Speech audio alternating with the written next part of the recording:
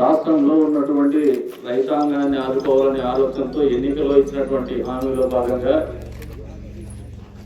3 విడతలుగా రైతన్నలకు అన్నదాత సుఖీభవ పథకం కింద 20,000 రూపాయలు వ్యవసాయం కోసం చేయూతను అందించి తదుపరి ఇంకా ఏవైనా సమస్యలు ఉన్నాయేమో రైతాంగానికి అని చెప్పేసి రైతుల దగ్గరికి ప్రజాప్రతినిధులు అధికారులు పంపించేటువంటి కార్యక్రమంలో భాగంగా రైతన్న మీకోసం కార్యక్రమము ఈ రోజున కదిరి నియోజకవర్గంలో 4వ రోజున ఎంపికొండ మండలంలో మరికొమ్మదిలో జరుగుతున్నటువంటి కార్యక్రమానికి అధ్యక్షత వహించినటువంటి వ్యవసాయం మీద ఆధారపడేటువంటి కుటుంబాలు ఎక్కువగా రైతన్నలు ఎక్కువగా నివసించేటువంటి రాష్ట్రంలో వ్యవసాయ ఆధారితమైనటువంటి ఆదాయము పెంచుకుంటే మాత్రమే రాష్ట్రం అన్ని రకాలుగా అభివృద్ధి పదంలో నిలబడుతుందనే ఆలోచనతోనే ముఖ్యమంత్రి గారు అన్నదాతలకు అండగా నిలవాలనే ఆలోచనతో ఆర్థిక పరిస్థితి బాగలేనప్పటికీ కూడా కేంద్ర ప్రభుత్వం ఇచ్చేటువంటి 6,000 రూపాయలకు 14,000 జోడించి 20,000 రూపాయలు అందజేసేటువంటి కార్యక్రమం అమలు చేస్తానని చెప్పేసి ఈ సందర్భంగా మీకు అందరూ కూడా తెలియజేస్తున్నారు.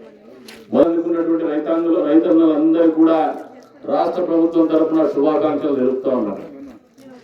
మీరు ఒకసారి రైతులు గమనిస్తే గతంలో జగన్మోహన్ రెడ్డి అధికారంలో ఉన్నప్పుడు ఒకేసారి 12,500 రూపాయలు ఇస్తానని చెప్పి 15,000 రూపాయలు అన్నదాత ఆయన రైతు భరోసా కింద ఇస్తా అని చెప్పేసి కేవలం 12,500 రూపాయలు ఏదైతే కేంద్ర ప్రభుత్వం ఇస్తుందో దానికి అరకొరగా జోడించేసి డబ్బులు ఇచ్చినటువంటి పరిస్థితుల నుంచి 6,000కు 14,000 జోడించి మీకు అండగా 20,000 అందజేస్తున్నటువంటి చంద్రబాబు నాయుడు గారి ఆలోచన గురించి కూటమి ప్రభుత్వం ఆలోచన గురించి రైతు సోదరులు ఒకసారి ఆలోచన చేసుకోమంటాను. మీరు ఒక్కసారి ఎంపికొండ మండలం కూడా ఆలోచన చేసుకోండి. గతంలో కూడా మీ మండలంలో అందరివా కాలం ఉండిందే లేదా? ఉండిందే లేదా? అప్పుడు నీళ్ళు ఇచ్చినారా? మరి ఈసారి నీళ్ళు ఇస్తాను.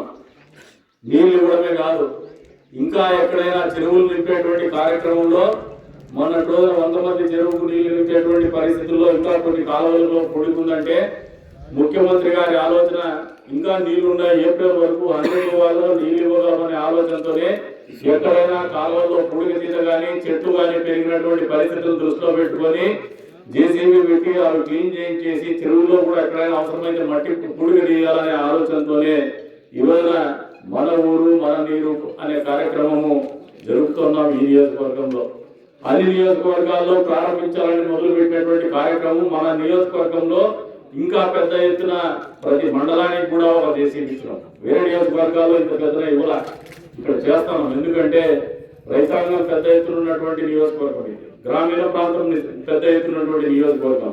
నీళ్లు ఇస్తున్నాం, కరెంట్ ఇస్తున్నాం, సకాలంలో మిత్రకాయలు ఇస్తున్నాం, ఎరువులు ఇస్తున్నాం, వీటితో పాటు ఆర్థికంగా చేయూతలు ఇస్తున్నాం.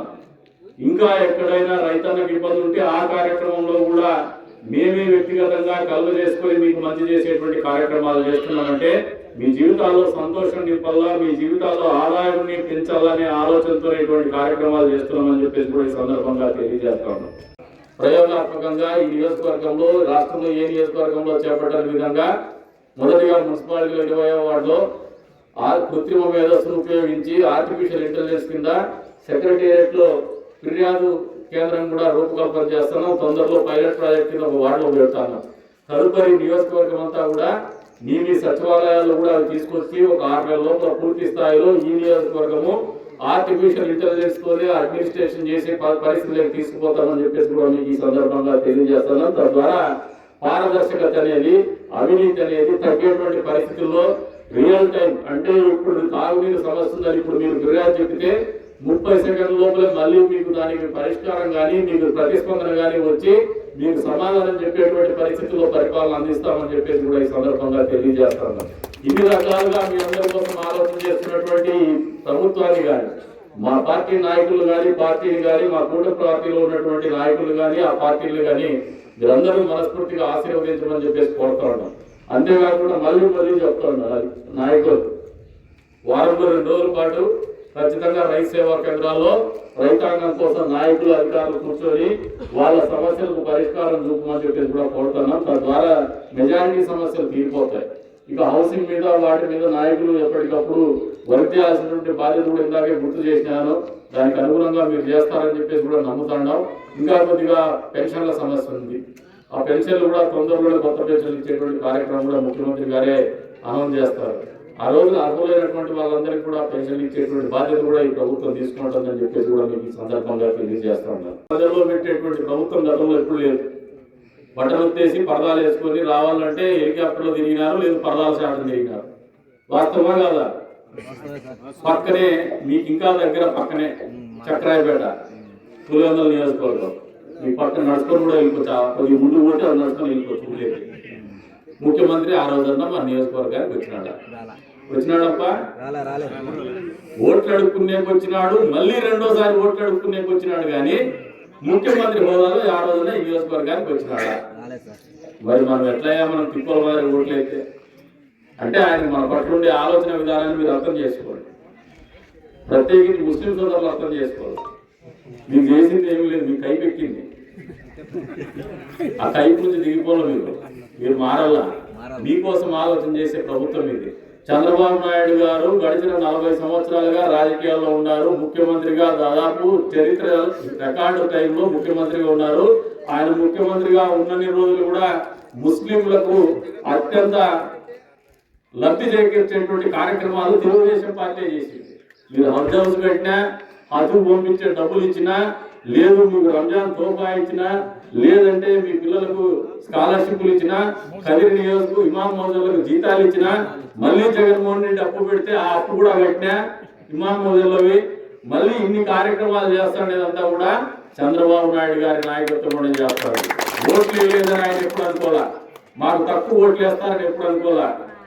వీళ్ళకు కూడా సమాన హక్కు, అందులో మైనారిటీలలో ఉన్నటువంటి వారికి మరింత మంచి చేయాలా, వాళ్ళని కాపాడాల్సినటువంటి బాధ్యత కూడా ప్రభుత్వాల మీద ఉందని చెప్పేసి ఆలోచనతోనే నిరంతరం మీ మంచి కోరింది ప్రభుత్వం. మీరు దయచేసి అర్థం చేసుకోండి. ముఖ్యమంత్రి గారు మీకు పక్కనే ఉన్నటువంటి పెద్దనారపల్లికి వచ్చిపోయినాడా లేదా? వచ్చి ఊరికే మూలా మొన్నటి రోజున కదిరి కూడా తిమ్మమ్మ విమానంలో మనం టూరిజం కోసం చేస్తే మననే డబల్ రోడ్డు మంజూరు చేసినారు. మీ మండలానికి ముఖ్యమంత్రి గారే మంజూరు చేసినారు. మళ్ళీ అక్కడ ఒక ఎక్స్పీరియన్స్ సెంటర్ అంటే ఒక 6 కమ్యూనిటీ హాల్ కూడా ఒకటి మంజూరు చేసినారు. మళ్ళీ కలెక్టర్ గారికి అదేవిధంగా ప్రధాన కార్యదర్శి గారికి స్పష్టమైనటువంటి ఆదేశాలు ఇచ్చినారు. ఇంకా తిమ్మమ్మ వర్గానికి ఏదైనా కావాల్సి ఉంటే కూడా మీరు మంజూరు చేయండి, అక్కడ అభివృద్ధి జరిగి తీరాలనే ఆదేశాలు ఇవ్వడం జరిగింది. ఇంత పెద్ద ఎత్తున మన ప్రాంతానికి మంచి చేసినటువంటి ముఖ్యమంత్రి గతంలో లేడనేది వాస్తవం మీకు ఈ సందర్భంగా తెలియజేస్తున్నాను. కనీసం తిమ్మమ్మ వర్గాలు లేకపోతే వాళ్ళ ఉండి ఆదాయం మామూలు చిన్నాలు చేసుకుంటే 80,000 లక్ష రూపాయలు వేయాలంట. ఈసారి 3 లక్షల చిల్లర వచ్చింది. నరసింహస్వామి ఉత్సవాలు మామూలుగా పోయినసారి నరసింహస్వామి దేవస్థానం చరిత్రలో అత్యధికంగా 81 లక్షలు అయితే ఈసారి 1 కోటి రూపాయలు చేస్తామని చెప్పేసి ఉత్సవాలకు ముందే మేము ప్రకటిస్తే 1,15,00,000 రూపాయల ఆదాయం వచ్చింది. ఆర్టీసీకి గతంలో ఎప్పుడూ లేనటువంటి విధంగా 25 లక్షల రూపాయల ఆదాయం వచ్చింది. అంతకుముందు అంతా 9 లక్షలు 10 లక్షలు వచ్చేది. అంటే ఈ ప్రాంతానికి పర్యాటక ప్రాంతంగా తీర్చిదిద్దాలనే ఆలోచనతోనే ముందుకు పోతున్నాం. ఈ ప్రాంతంలో కొత్త డబ్బు బయట నుంచి పర్యాటకం నుంచి వచ్చే డబ్బు కానీ ఆదాయం కానీ పెరిగేటువంటి పరిస్థితులకి నియోజకవర్గాన్ని తీసుకుపోతున్నాం అనేది వాస్తవం మీ అందరికీ కూడా తెలియజేస్తా ఉన్నాం. కాబట్టి ఇంత పెద్ద ఎత్తున మీకోసం ఆలోచన చేసేటువంటి ఈ ప్రభుత్వాన్ని నిరంతరం మీరు నమ్మాలా, ఆశీర్వదించాలని చెప్పేసి కూడా కోరుకుంటూ మరొకసారి రైతన్న మీకోసం ఈ కార్యక్రమం అనేది ఒక సదుద్దేశంతో ఒక సత్సంకల్పంతో నిర్వహిస్తున్నటువంటి కార్యక్రమం. నాయకులందరూ కూడా రైతుల కంటే ఎక్కువగా వారి సేవలో మనం వినియోగపడాలా, వారంలో 2 రోజులైనా అని ఒక నిర్ణయం తీసుకునేటువంటి కార్యక్రమం కింద మనం ఆలోచన చేస్తున్నాం. కాబట్టి నాయకులందరికీ కూడా మీరు అర్థం చేసుకుని వచ్చే రోజుల్లో 2 రోజుల పాటు రైతు సేవా కేంద్రాల్లో అధికారులతో పాటు వ్యవసాయ అధికారులతో పాటు ఉండమని చెప్పేసి కూడా కోరుకుంటూ అవకాశం